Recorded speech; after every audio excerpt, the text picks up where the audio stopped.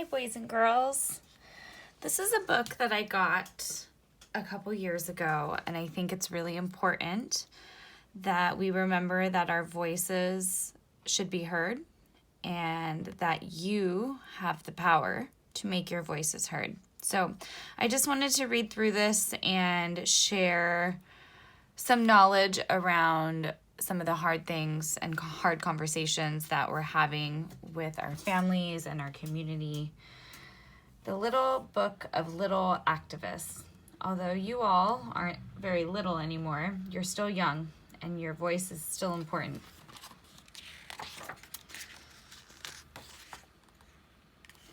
So, introduction. On January 21st, 2017, millions of people marched all over the world in more than 500 cities across the United States on all 7 continents. They were marching in support of women's rights, civil liberties, and equality. They were marching to show that their opinions mattered and their voices could not be ignored. The Women's March was the largest mass mobilization in United States history, and I helped make it happen. I wasn't a professional political organizer, and I never done anything like this before. It all just started with an idea. I thought that women should march on Washington, D.C. and stand together against racism, sexism, and xenophobia. I believed that we could make the government hear us, so I started a Facebook event for a march, and in a matter of hours, this idea became a movement. What many people didn't know was that I was 9 months pregnant with my second child at the time. When we began to work collectively on giving life to the march, I was already deep in the preparation for bringing a new life into the world. I gave birth to my daughter, Chloe, just 6 weeks before we marched. Chloe was lucky to be welcomed into an environment of love and peace. Many children are not as fortunate and are not able to exercise the right to protest, to sit high on parents' shoulders and carry signs of resistance in the streets. This book is a celebration of that right. I stand in gratitude with parents who teach their children to push back in the face of oppression and prejudice and to use their voices, no matter how little, to speak up for marginalized communities. Marginalized communities are communities of color and often poor communities of color. It is a feat to teach children about racial and social justice without robbing them of their innocence. For those parents who embrace this challenge and seek to lead lives of activism for themselves and their children, this book is for you. Which this is why I bought this book, because you all are my children. For the kids who stand up against bullying, whether it be in their schools, communities, home lives, or government, this book is for you. The Women's March on Washington signified a new wave of activism for many and a new chapter in my life, too. Many people, all walks of life, joined together in solidarity, many of them engaging in social activism for the first time. This book seeks to inspire them and others to keep on resisting, and to remind all of us that the future is in the hands of our children and that they are poised and ready for action. Bob Land, the co-chair of the Women's March on Washington. So this was something that did not happen very long ago. 2017, and we are seeing people in the streets across the whole country and the world fighting for racial justice and for people to recognize that Black Lives Matter. Activism, taking action in order to create social change. Anyone can be an activist. We need to make our generation a nicer one. If there's a mess, it's our job to fix it up. Carson, age 11. I read about other marches and I saw other kids marching to tell the bullies why they were wrong. I thought I could do that too. Age 5.5. If you want to make a change in the world, go ahead. Nobody can stop you. Eden, age 9. Feminism, the belief that women and men deserve equal rights, opportunities, and respect.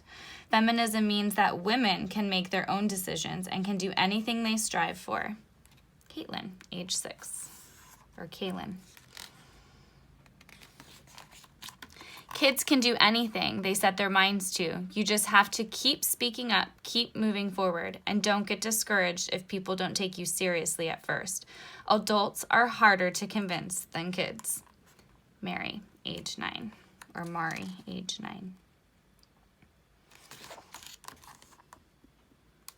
Girls should be treated fairly. Women are important. Xander and Owen, age 6 and 8. Be active. If everyone starts fighting for what they believe in, we could change the world. Aria, age 9. This is Alex, age 2. Democracy. A government that's run by the people. The people decide who is in charge by voting in free, fair, and frequent elections. The leaders have to tell the people what they are doing in government. If the people don't like what their leaders are doing, then in the next election they can vote for someone else. No one is guaranteed to be the leader. They only get to be in charge if the people choose them. So it is very important, and we've talked about voting, to make our voices heard and then go out there and do something about it. Diversity makes America great. No hate in our neighborhood.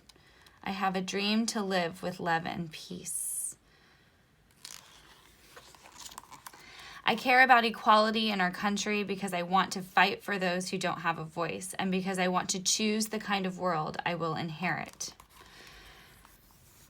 This is your world, boys and girls. You have the power to make change. First Amendment rights. These are the things that every single person in the United States has the right to do that the government can't punish you for.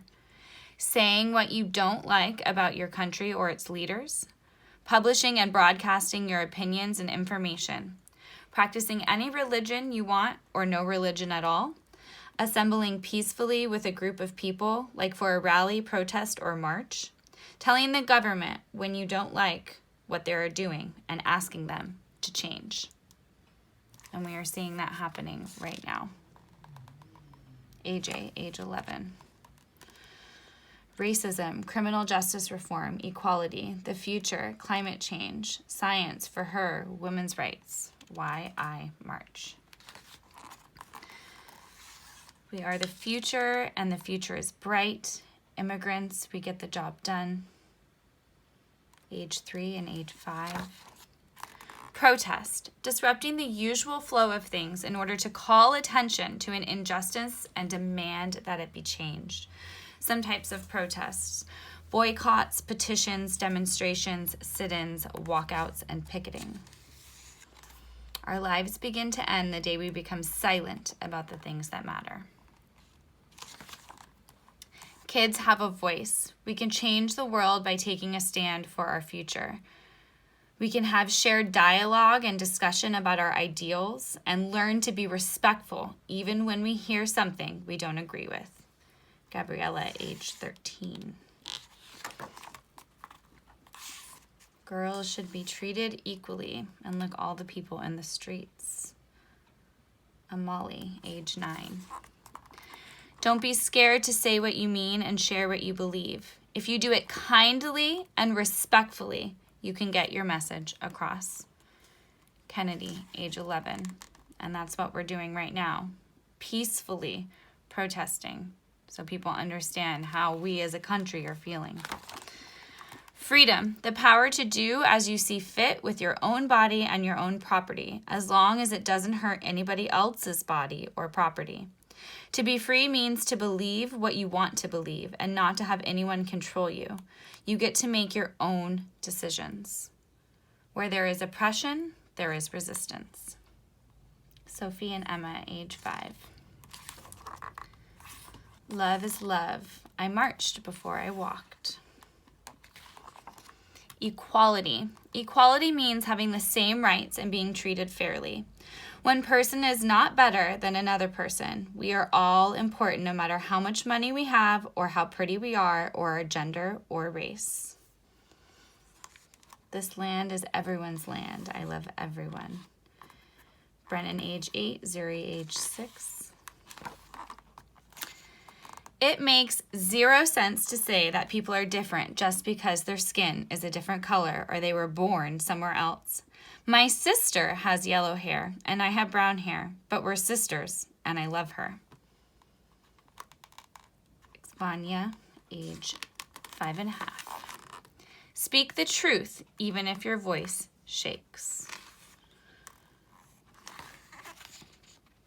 So boys and girls, I do want to say that no matter what your opinion is, no matter what you believe, no matter how you feel, your voice is important. And that's the message I want you to get from reading this. I'm not telling you what to think or what to feel, but however you're feeling, just know that you have the power to speak up if you want to. I'm going to go ahead and end with reading this. I started speaking up for civil rights and equality when I was a little girl, back in the 1950s and 60s. My mother died when I was 7 years old. She was sick and she didn't get proper medical treatment just because she was black. I heard my grandmother say she wouldn't have died if she hadn't been colored. I made a vow right then, when I get big, I will change things so no other child will ever have to grow up without a mother because of the color of her skin. What I didn't know was that I wouldn't have to wait until I got big. When I was 13, I heard Dr. Martin Luther King Jr. give a speech to the grown-ups about getting the right vote. He talked about nonviolence and how you can persuade people to do things your way with steady, loving confrontation. Those 3 words shaped my life, and now I want to give them to you. Don't stop when you get tired or discouraged. That's the steady part. Don't give in to hate. That's the loving part. And stand up to the bullying with the power of your people. That's confrontation. By the time I was 15 years old, I had been to jail 9 times because I kept protesting the segregation and unequal rights between black people and white people. In 1965, I went to a big voting rights march where I was the youngest person to walk across Alabama from my house in Selma to the state capitol in Montgomery. I celebrated my 15th birthday while I was on the march.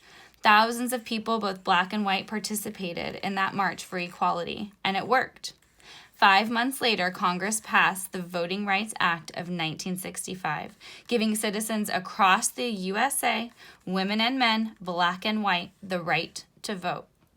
It was an awesome feeling to know that I had been a part of that change.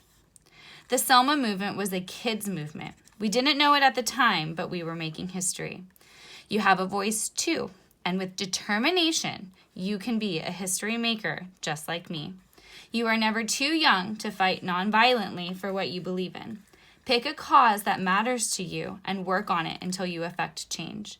Be determined to carry it through no matter the outcome. If you believe in yourself and you see something wrong and you work to make it better, then I truly believe you can change the world. Remember, history can't happen without you. Linda Blackman Lowery. So boys and girls, this time in our lives is important, and this time in our lives we are making history, and we get to choose in what way we get to be a part of that. So if you're feeling some feelings right now, try to think about some positive ways that you can get those feelings out, and try to think about what are some ways that I can make my voice heard. Sometimes what we can do is take care of ourselves and also educate ourselves. So be thoughtful when we're reading things. Be critical thinkers, just like you know how to be. Think about the information you're hearing, process it, question it. And then if you feel like you want to, go out there and do something about it. Make your voice heard. Thinking about you all. I hope you all are well.